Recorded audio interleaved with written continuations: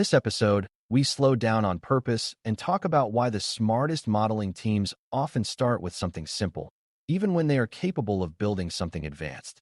A baseline model is a deliberately basic approach that sets an honest reference point for performance, clarity, and reliability.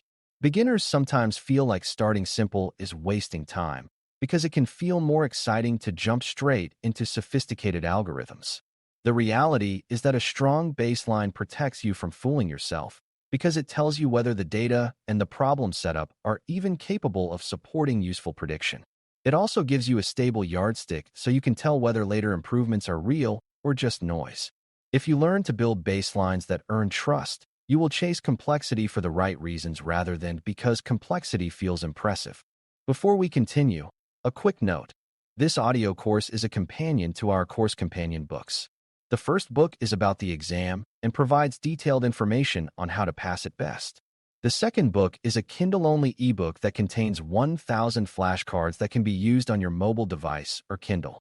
Check them both out at DailyCyber.News in the Bare Metal Study Guide series.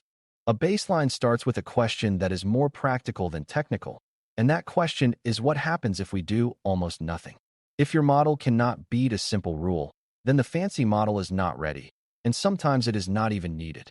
For a numeric prediction, a basic baseline might be predicting the average value from the training set every time, because that tells you how hard it is to improve over a simple central tendency.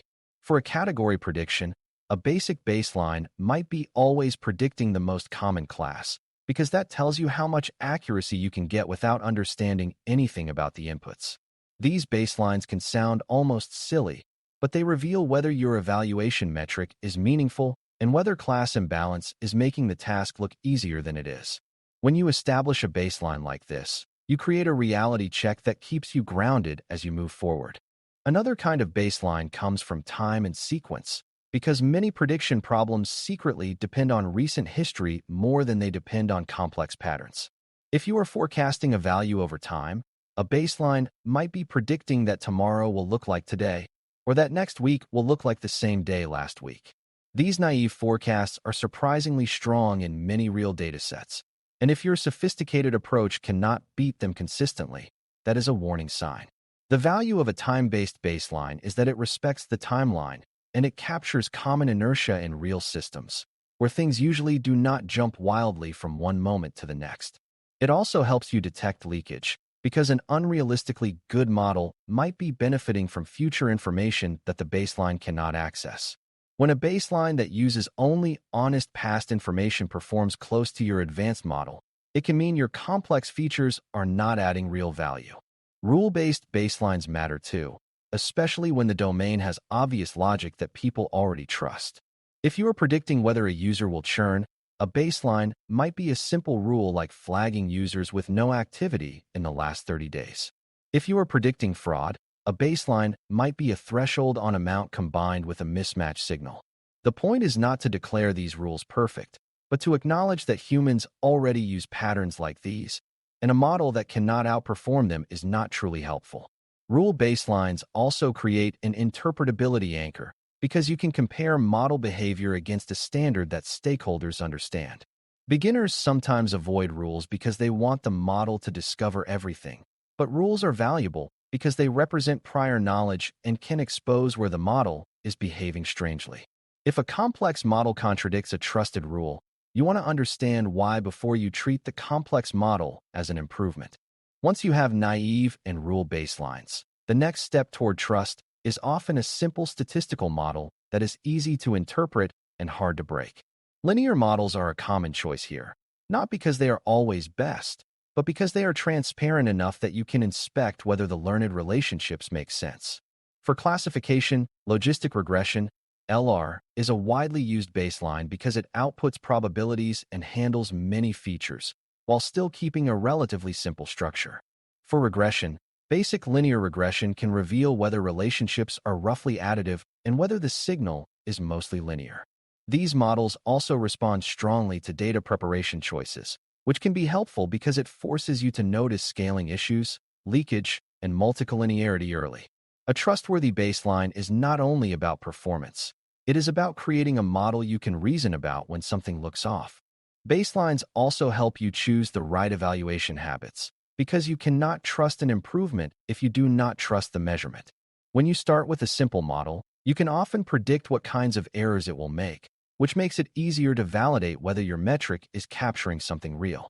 If your baseline predicts the majority class, you might see high accuracy but poor detection of rare cases, and that should push you toward more informative evaluation choices. If your baseline predicts an average for regression, you might see large errors on extreme values, and that should push you to examine whether tails matter for the decision. The baseline gives you a predictable failure pattern, and that predictability is a feature, not a flaw. When your evaluation setup can clearly show the baseline's limitations, you gain confidence that it can also detect genuine improvements later. A subtle but important trust-building step is to use baselines to uncover what the data is actually offering, because sometimes the strongest signal is not what you expected. A baseline model might perform well simply because one feature is extremely predictive, which could be a real discovery, or it could be a leakage trap. If a simple model suddenly looks brilliant, that is a cue to investigate the features and confirm they are available at prediction time. Baselines are also good at revealing when the dataset has duplicates, label errors, or hidden shortcuts, because simple models can latch onto shortcuts quickly. If you run a baseline and see performance that seems too good, the right response is not celebration.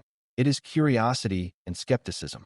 The baseline is acting like a detector for easy wins, and easy wins are often where data quality landmines hide. Another reason baselines earn trust is that they create a stable target for iteration, which helps you avoid confusing random variation with progress. If you try a complex model first, it is easy to tweak settings and convince yourself you are improving, even when changes are within normal noise. With a baseline, you have a fixed point that you can reproduce, and you can compare new ideas against it in a disciplined way. This is especially important when you later introduce techniques like cross-validation or time-aware splits, because evaluation variance can be large and misleading. A baseline that runs quickly also allows you to test many data preparation ideas without spending hours on training, which keeps learning fast and feedback honest. Beginners often think the main cost is time spent building the baseline, but the real cost is time wasted debugging a complex model without any trustworthy reference. A baseline is a compass, and without it, you can walk in circles while believing you are moving forward. Baselines also shape how you communicate with stakeholders, because trust is built through understandable comparisons rather than through impressive complexity. If you can say your model beats a naive predictor by a meaningful margin and beats a simple rule that people currently use, your result sounds credible. If you can also explain how a simple model behaves and where it fails, you show that you understand the problem rather than just running algorithms. This matters because model deployment is not a math contest. It is a decision about whether predictions will be used in real workflows. A baseline makes the conversation concrete by showing what improvement looks like and by revealing whether the improvement is worth operational cost.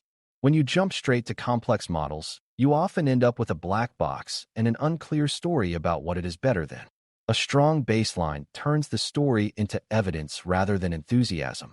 When you build baselines, it is also useful to treat them as a tool for error analysis, because errors teach you where the model is blind. A simple baseline might fail consistently for certain segments, like new users, rare categories, or extreme values, and those failures can guide feature engineering. If the baseline fails because it cannot represent nonlinear relationships, you learn that you might need interactions or a different model family, but you learn that from observed errors rather than from guesswork.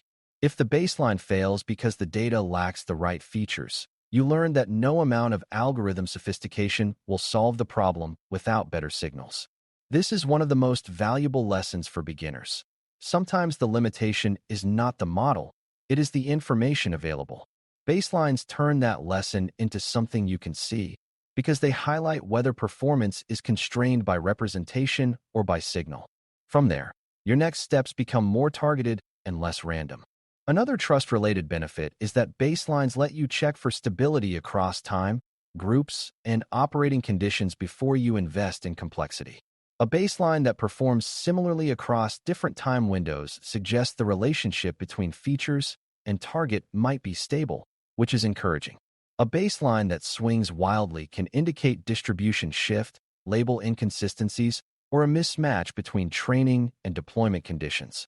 If you detect instability at the baseline level, it is usually a sign that you should fix the data and evaluation setup before adding complexity, because complexity tends to hide instability rather than solve it.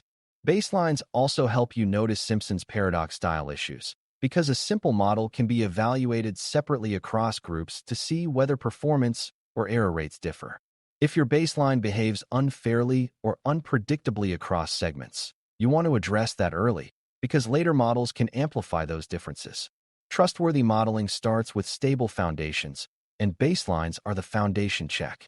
It is also important to recognize that a baseline is not a single model, but a small family of simple references that cover different angles of the problem. A majority class classifier tells you what you get by ignoring features entirely, while a rule baseline tells you what you get by using domain intuition. A simple linear model tells you what you get by learning from features in a transparent way, and a naive time forecast tells you what you get by respecting temporal inertia. Each baseline answers a different question about difficulty, signal, and evaluation honesty, and together they form a richer picture than any one baseline alone. The baseline family also helps you avoid building a complex model that improves the wrong thing, such as improving average performance while failing badly on important cases. When you compare against multiple baselines, you can see whether your improvements are meaningful across the board or only in narrow slices. That multi-angle view is a key ingredient of trust. As you prepare to move beyond baselines, the right mindset is that complexity must earn its place, rather than being assumed to be better. A more complex model should be able to explain, in results, what it is doing that the baseline could not do, such as capturing nonlinear relationships, handling interactions automatically, or learning subtle patterns across many features. If it only beats the baseline by a tiny amount, you should ask whether the added training time, operational cost, and interpretability loss are worth it. If it beats the baseline by a lot, you should still ask whether the improvement is stable, whether it holds on time-aware evaluation, and whether it might be driven by leakage. This discipline is not pessimism. It is professional caution that keeps you from deploying fragile systems. Beginners often want a single model that is best in all ways, but real work is about trade-offs, and baselines make those trade-offs visible. When complexity is justified by clear, stable improvements over trustworthy baselines, you can move forward with confidence. By the end of this topic, you should see baselines as the step that turns modeling into something you can trust rather than something you hope will work. Baselines define what performance looks like when you do almost nothing, when you use obvious rules, and when you use simple, transparent learning, and that gives you a grounded reference for all future experiments. They help you detect class imbalance tricks, leakage shortcuts, and data quality issues that can make results look better than reality. They also make evaluation more meaningful by revealing predictable failure modes, which helps you choose metrics and analysis habits that actually reflect the decision you care about. Most importantly, baselines create a clear story. Any added complexity must demonstrate real, stable value beyond what a reasonable, simple approach can already deliver. When you adopt this baseline-first discipline, you stop chasing complexity for its own sake and start building models that earn trust through evidence, clarity, and consistent behavior. Thanks for listening. For more audio courses, daily newsletters, and more, please visit DailyCyber.News.